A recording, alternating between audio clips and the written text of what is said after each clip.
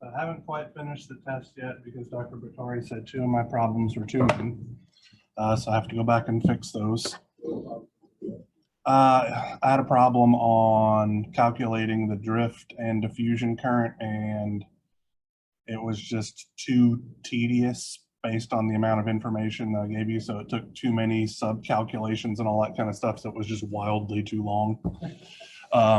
So I'm going to go back through and make that one nicer. And then he wasn't a fan of my voltage regulator problem, so I'm going to go back through and make that one a little nicer. All the others seemed legit. Okay, so it's 8, it's review day, so what do you guys want to talk about?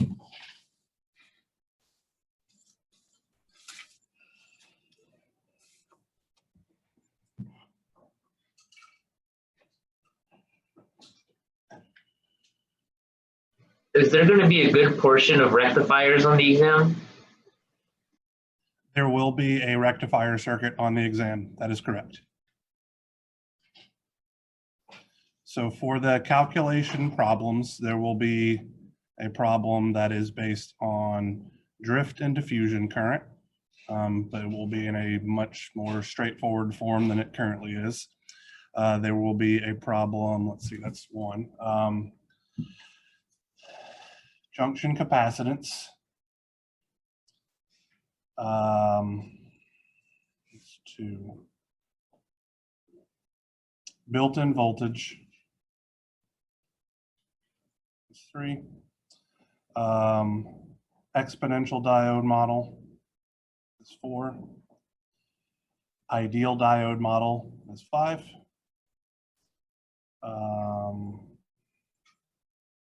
Constant voltage drop diode model is 6.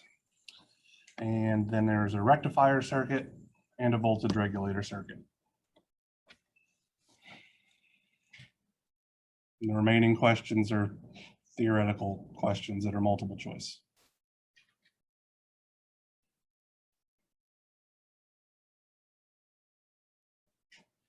Yes, Cameron. So for the ideal, I know you have to do like guess which one's forward bias and reverse bias. Would that be like a lot of guessing? So on the exam specifically, I tell you the states and you have to prove whether or not it is the correct state or the incorrect state. So you don't have to go through all the permutations. I tell you exactly which permutations I want you to analyze, and you have to do that correctly. That being said, I do have a problem here that we could look at that goes through that kind of stuff real quick. So let's look at an ideal diode style problem.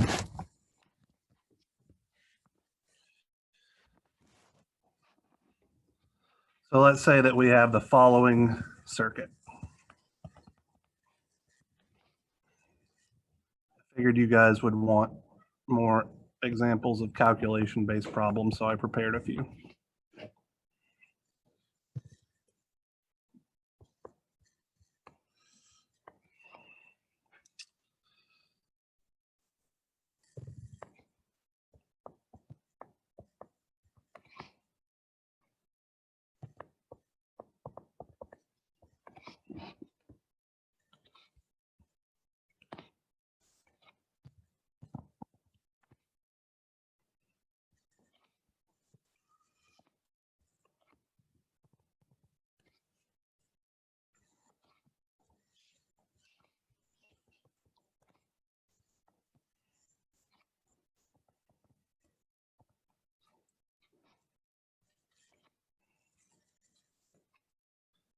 So 15, diode 1, diode 2, and diode 3. All right, so this is 3 diodes.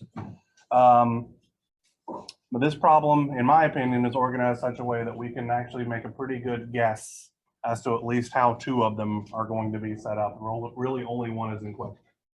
So looking at this guy, what would you think is going on with diode 1? Is it forward bias or reverse bias?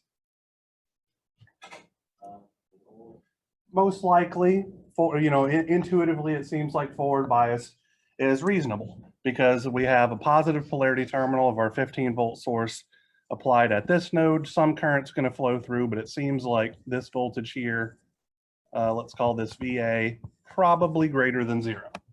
Seems reasonable, right? Diode 3, we could say, is probably reversed biased because we have the negative polarity terminal. So let's call this guy VC, is likely to be reverse biased. So that would be less than 0. Now, if that guy is reverse bias, then that means that diode 3 would be replaced with a short circuit or open circuit. An open circuit. So what does that tell us about the likely condition of diode 2? It will be forward biased because the negative polarity of the voltage source is through a couple of resistors connected to the negative polarity terminal of the diode. So likely this voltage, let's call it VB, is probably less than 0. So we're going to work with D1 on, D2 on, D3 off, and see if we can verify that that is the correct state. So using the ideal diode model, that makes this circuit look like this. Short circuit, open circuit. So I'm going to be a little bit lazy here and just combine those two resistors that are in series when diode 3 is, oh, actually I shouldn't do that because we need to look at that voltage just to make sure.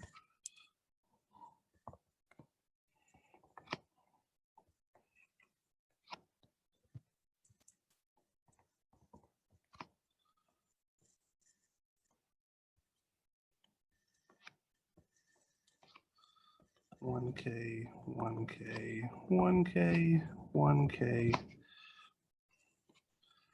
And let's see, this is 15 volts. Diode current ID1 should be in this direction. Diode current ID2 is in this direction. Oh, and this voltage is going to be Bd3. So we are correct if ID1 is positive, ID2 is positive, and Bd3 is negative. If any of those don't work that way, we've made the wrong assumptions. So how could we figure out ID1?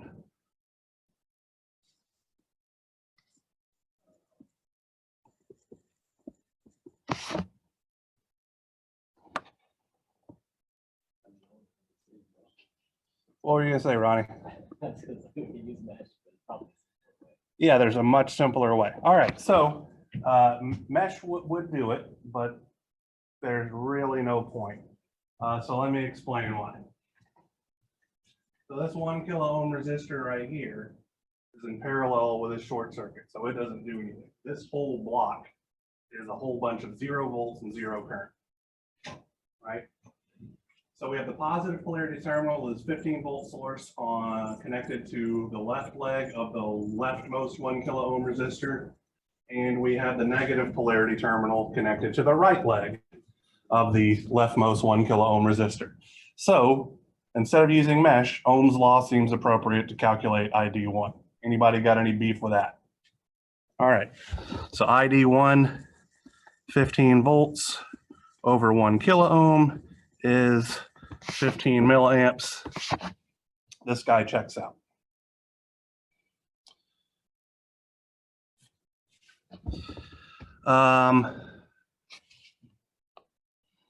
How could we figure out either ID2 or Bd3?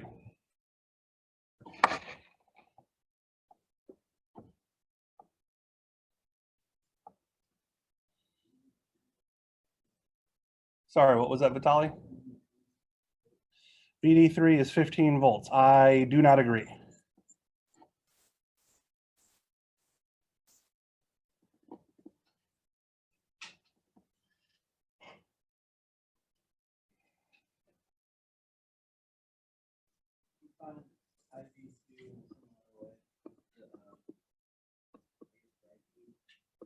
Okay, So Mr. Pozniak is suggesting that we could,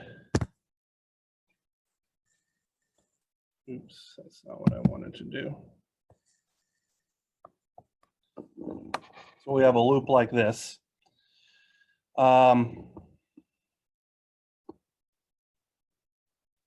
have no problem whatsoever with that. The only thing that it may not be intuitively obvious why we can do this, so I want to explain something real quick. Okay.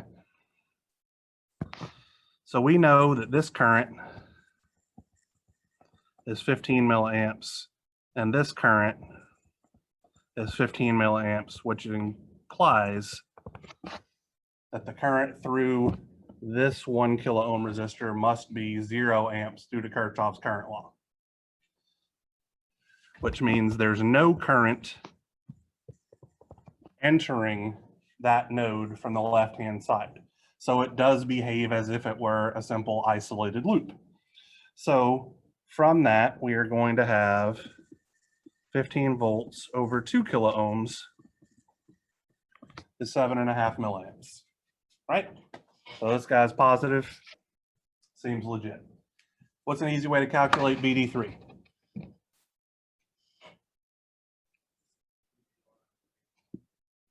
KVL, okay. I feel that there's an easier way personally. Voltage division. We have a voltage source connected to 2 resistors in series. We want the voltage drop over one of them, right? Voltage division tells us that we're going to have negative 15 volts times 1 kilo ohm over 2 kilo ohms is negative 7.5 volts. So that's a correct assumption as well. This one set up particularly easy to make the assumptions. Again, on the exam, the assumptions are made for you. You just have to implement them correctly and then do the very, in my opinion, trivial DC circuit analysis to determine if the diode currents are positive, you've made the right choice, and if the diode voltages are negative, you've made the right choice for which ones are off. So, any other questions on an ideal diode problem? I can make up another one if you want to, and we can take a stab at it. I don't know. I think if the assumptions are. Yeah, the assumptions. Of that, then it's just circuit analysis. So. Yep.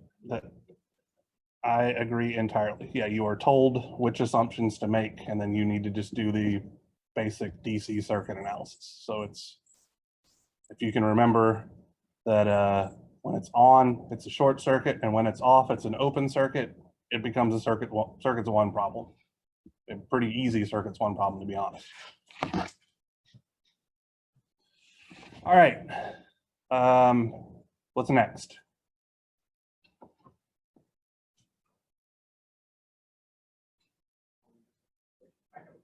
Yeah, this review session is all.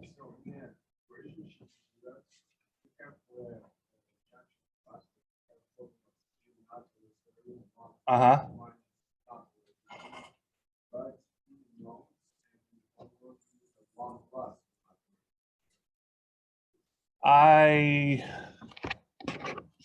Let me pull it up.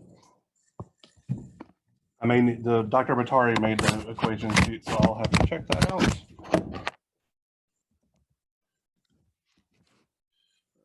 Modal. So if the equation, oh crap, hold on. Enter a passcode. Stupid multi-factor authentication crap they're making us do.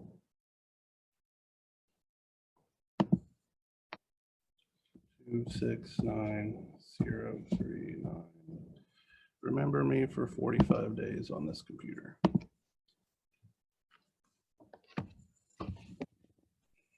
All right, let's see.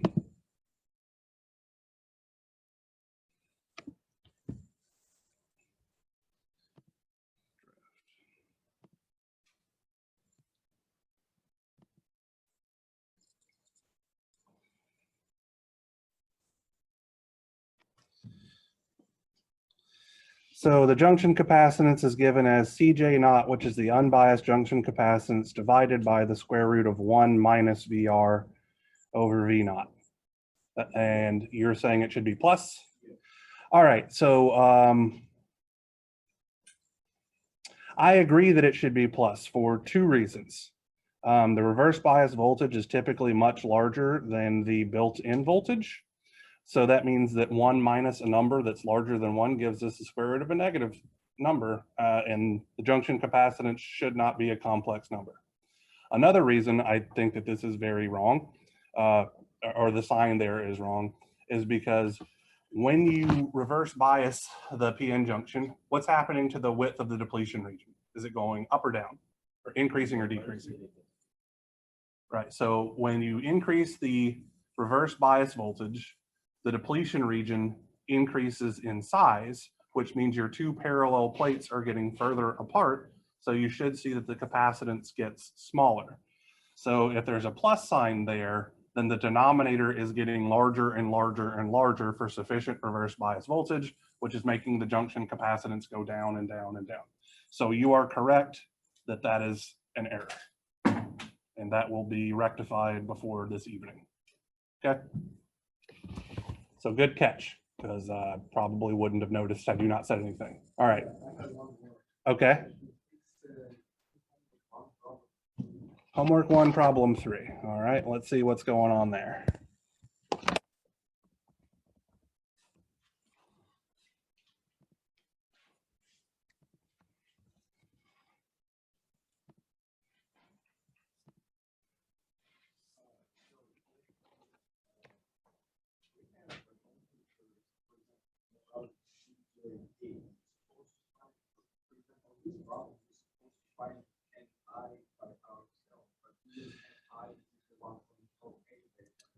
So I agree that that is done in the homework problem. In the exam problem that is very similar to this, I ask you specifically to calculate the intrinsic carrier concentration at a temperature and then use that temperature or use that intrinsic carrier concentration to calculate the built-in voltage.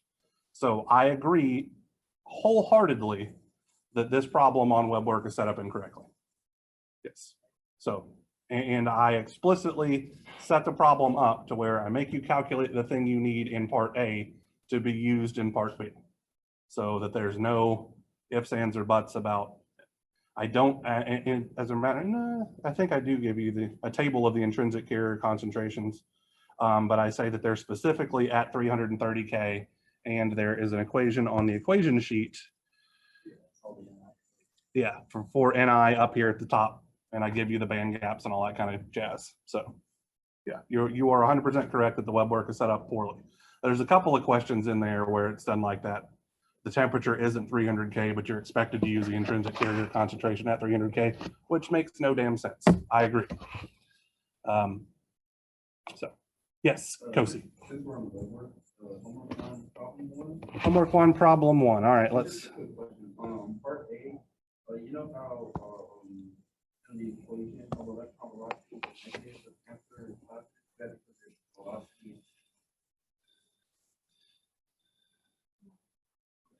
All right, a potential difference of 0.4 volts is applied across a block of N-type semiconductor with electron mobility mu n is 1450 centimeters squared per volt second, and hole mobility is mu p 425 centimeters squared per volt second.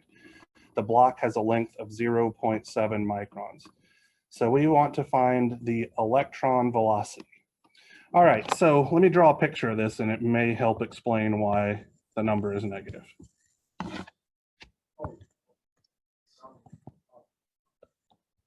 Okay, well, let's look at what's what here, okay? So we got a block. The length is 0.7 microns according to my paper. Shit.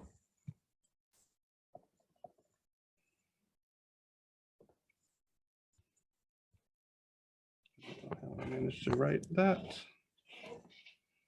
We have a voltage applied across it. Let's see what that is. 0.4 volts.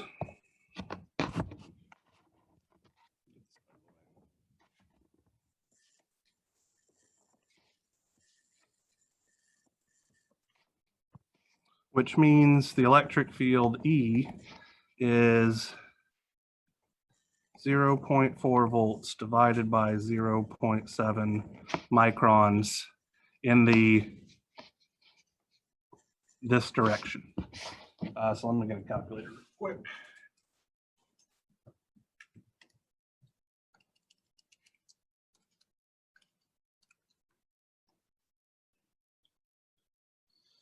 Let's see, a micron is 10 to the minus 6, so this will be 10 to the minus 4. 5714.286 volts per centimeter, I believe. All right, let's go back to the web work problem. So we want the electron velocity.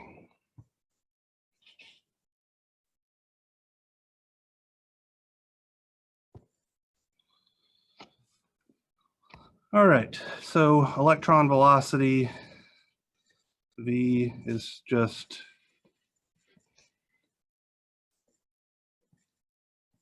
negative mu E, right? So negative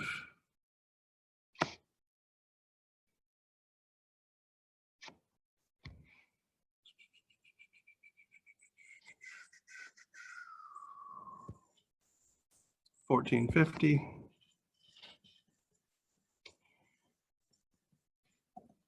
seconds multiplied by 5714.286 volts per centimeter. Good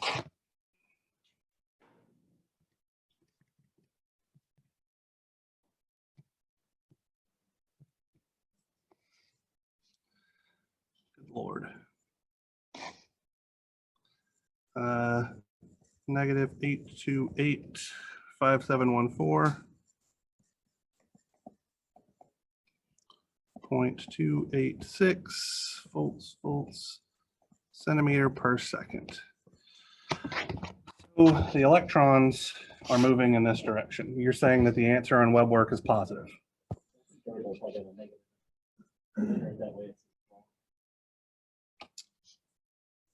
Let's check what's going on here.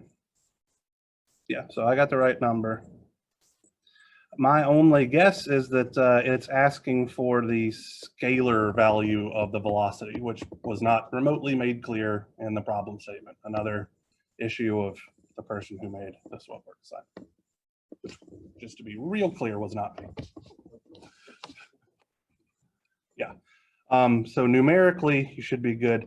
I will say on the exam, I'm not looking for the velocity, I'm looking for the current, so I would expect to be told both the magnitude and the direction of the current, so either left to right or right to left.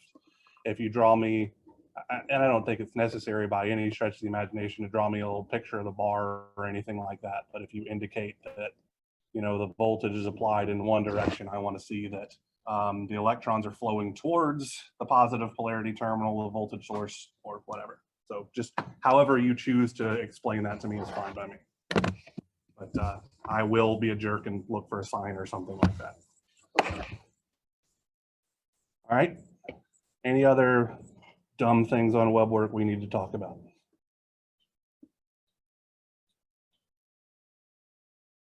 Any other questions about anything?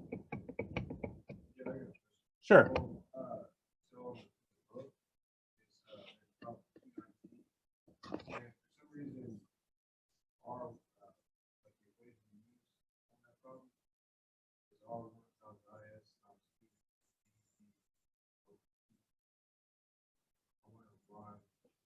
Can I see the textbook real quick? Oh, didn't bring it.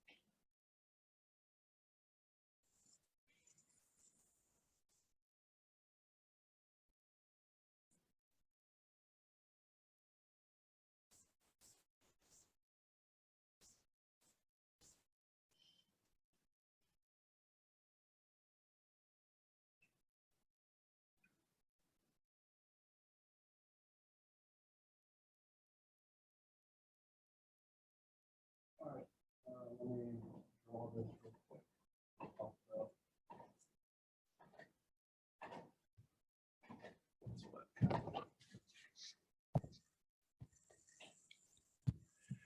So we have a circuit where this voltage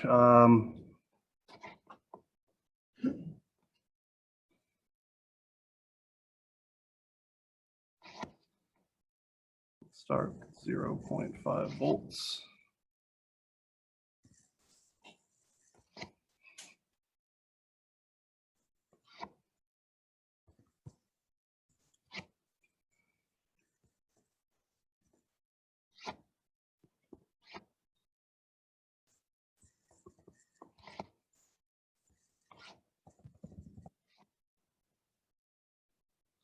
We want to calculate Bd1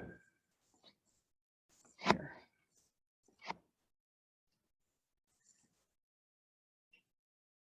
And well, actually, hold on. Let me write it out. I think I might know what's going on here. So you're asked to calculate Vd1 for Vx is equal to 0.5, 0.8, 1 volt, and 1.2 volt. All right, so that is the circuit that you're talking about. What was your question?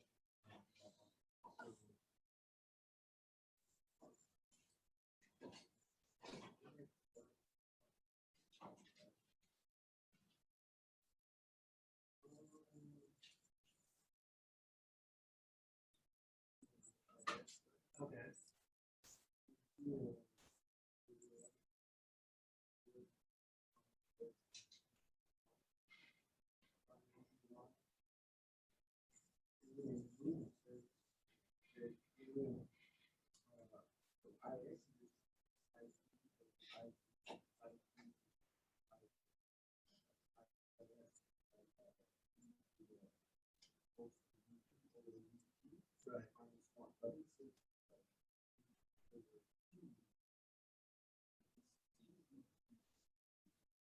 Yeah, I have no idea. The only reason I can think of, so what the issue is,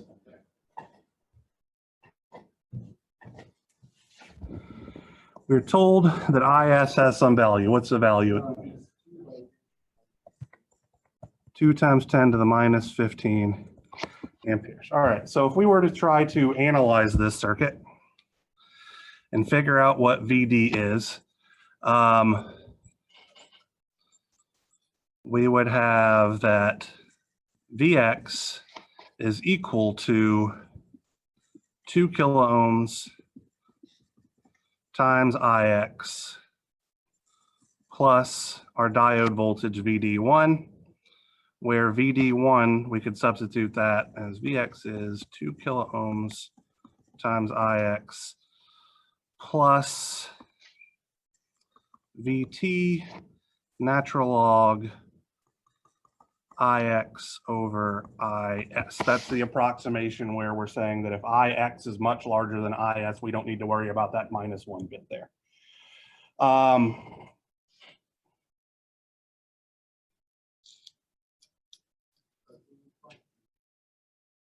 Right, but if you know Ix, you can find Vd. But the issue that I think Vitaly is saying is in the book, for whatever reason, they're saying that Ix is equal to Is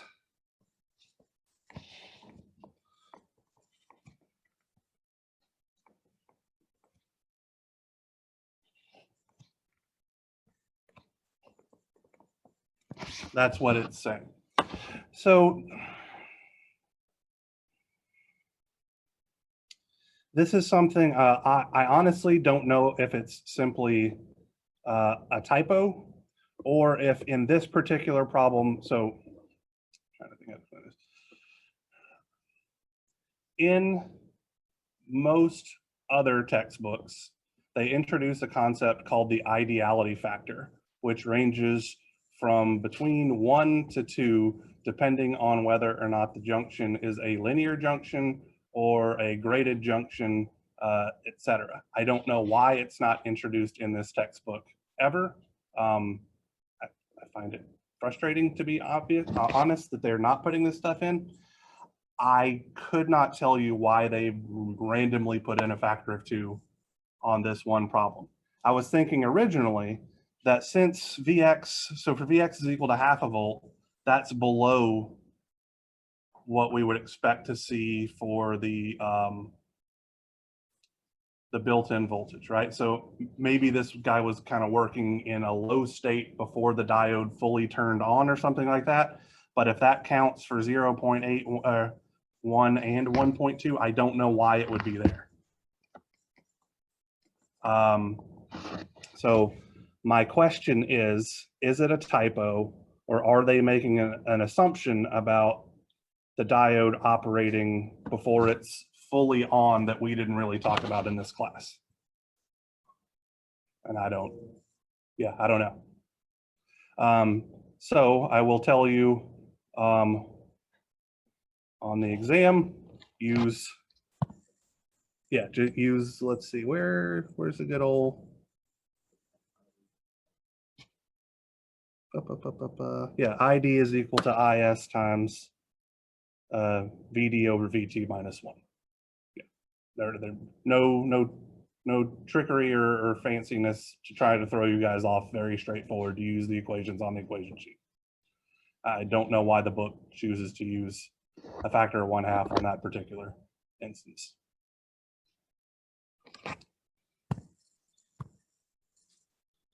When and where is the exam? Great question. I will send out the email on Moodle right now while I have it pulled up, actually. Do I have Moodle pulled up? It is at 6 p.m. tonight in IESB 318. Let me write that. 318 is the giant chemistry lecture hall, 3rd floor, all the way in the back of the building.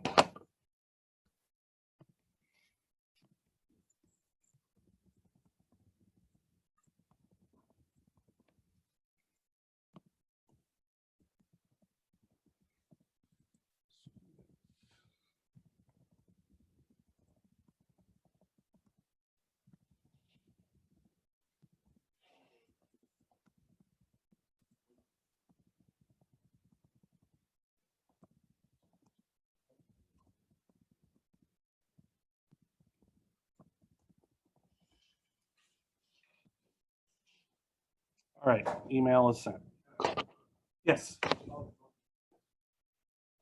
Yeah, I will have that posted today. I was working on the test yesterday and didn't get a chance to finish it up. So it will be posted online, I hope today, before we have class on Friday for sure.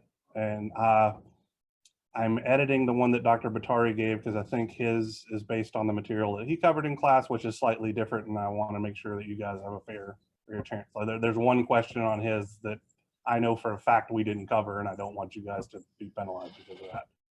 And I'll also have to set it up to be online because some of our students are taking the class online and all of his students are showing up in person. So that's that. But yes, I have not forgotten about the exam. You will have the opportunity to get the bonus points for your test.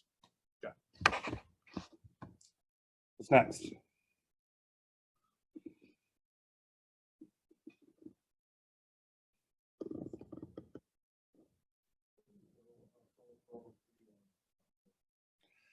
Problem 3 on homework 3. All right, so this is one where another place where I don't necessarily like the way it's worded, but it's fairly easy once you kind of understand what's going on. All right. So the first thing that we need to notice is that this is a problem that involves a change, right? So anytime that we have a problem that's involving a change usually means we're going to have to do the small signal model. So we have 3 diodes in series carrying a current, let's see.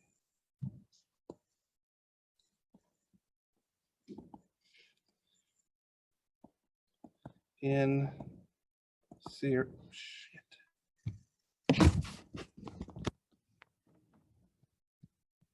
No.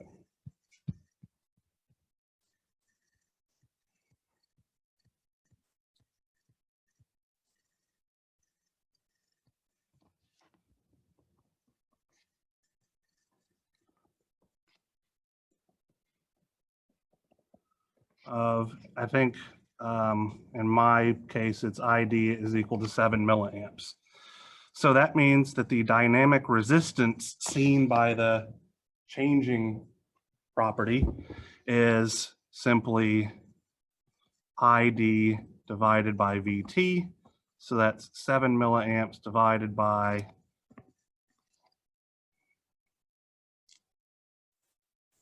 hold on, is it ID over VT or VT over? VT over ID, yeah, all right. 20, come on, thing.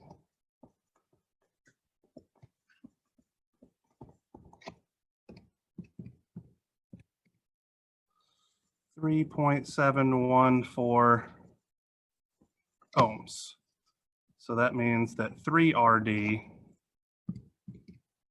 is 11.143 ohms. All right, so we know what the dynamic resistance is.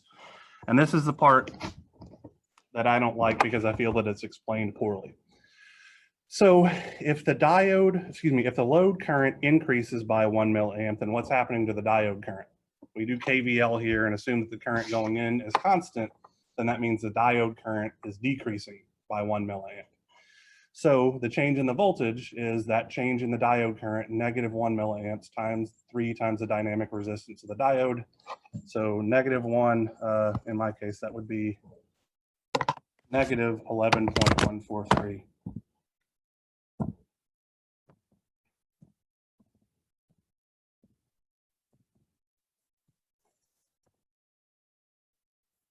And that's what it is. It is that simple. The only thing that I don't like about it is that it doesn't tell you that effectively the current flowing into the network there at the end is constant. So not having that as a statement, I feel was confusing. I give you a similar problem on the exam, but I give you effectively a peak-to-peak value for the changing quantity, and I want the peak-to-peak value for the change in the output voltage, which means the signs don't matter. So simple dynamic resistance style problem. Okay, so to avoid that confusion explicitly.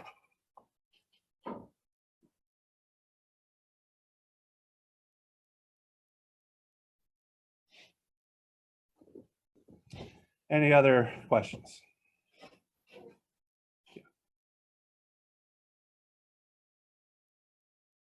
All right, nobody has anything else. I'll see you guys tonight.